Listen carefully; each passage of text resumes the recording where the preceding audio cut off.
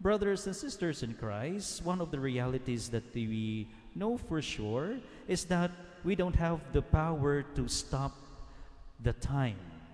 Watay gahom sa paghunong sa pagdagan sa panahon.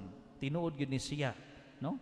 Kay kung kita napatay gahom sa paghunong sa panahon, magpabilin kong batanon, Father.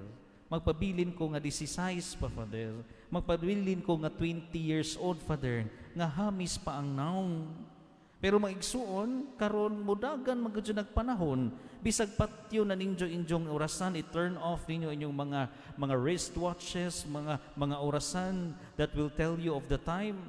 You will always know that mudagan yun ang panahon.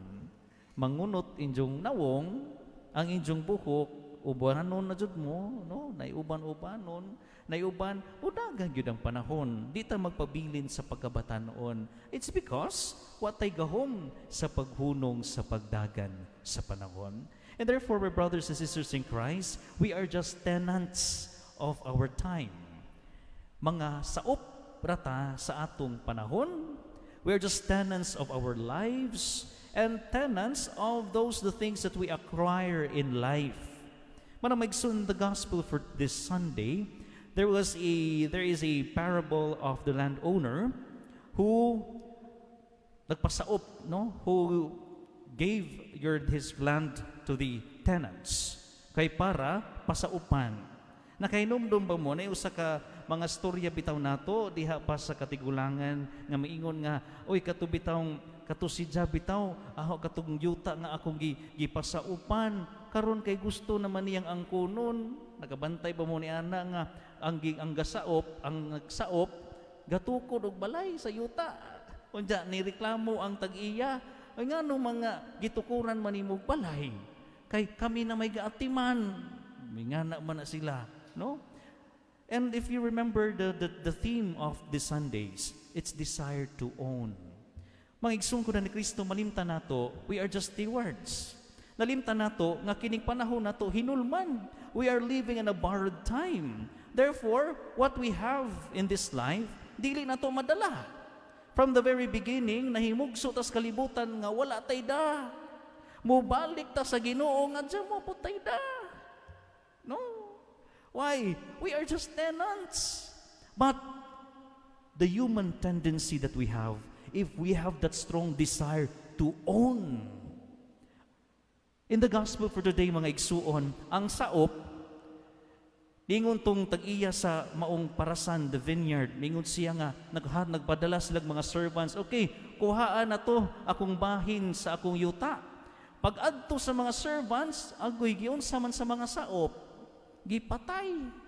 Ang usa gipatay, ang usa gibato. Nganuman, because they desire to own the land. They don't want to share. Nga una sa tanan, saop ramanta. We are just tenants. Nya karon nagpadala na gid sa iyang anak. Karon ang mga saop, pag-abot sa maong anak sa tag-iya sa yuta, gipatay ang maong anak sa tag-iya. Why? Because dili ta makaantigo nga mo share. Mga igsungko na ni Kristo, usahay malimta nato. Nga kining na-acquire nato sa kalibutan, diit kinabuhi nato, pagpaningkamot nato, sukad pagbata, muskwila, makatarbaho, o makahayahay sa kinabuhi, tanang grasya nga gihatag sa Ginoo, di man nato madadi ay. Because it's not our own. Mabitaw mo ingon na iuban mo ingon nga, uy, I have the right, ako dyan yung katungdanan, I have the right of my own body because my body is my property. Kung gusto na ko, i-modify na kong lawas, I can modify my life, my body because it is my property. Mga igsugro ni Kristo, we are stewards, we are tenants, no? Mga saop, maupitong di ta kahunong sa pagdagan sa panahon, kay hinulman na itong kinabuhi. Sometimes our plano, atong mga plano, nagpabiling kalibutanon. O gusto ko, akong pangandoy, nga mahimo kong architect, engineer, mahimo kong doctor, nurse, nga makapalit kong bahay nga dako, makapalit kong tulo kasakyanan, 4, 5, 6, 7, matagahatagan ko, maka-acquire kong mga yuta. Pagsugod nimo sa sinugdanan, wa kay gida.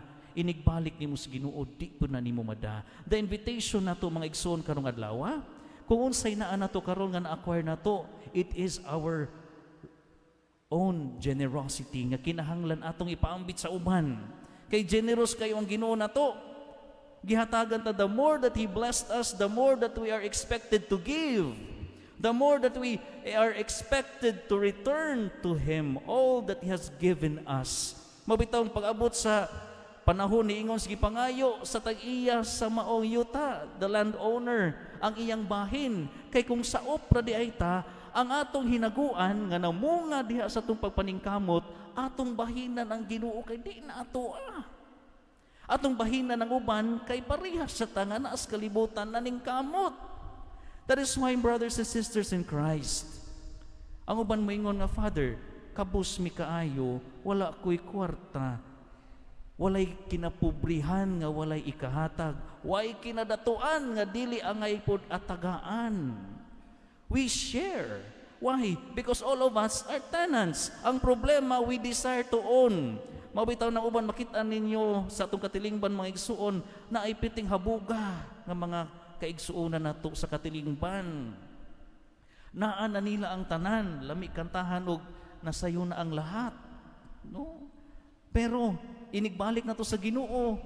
Hubo man ta pagbalik sa Ginoo, wa tay daoy.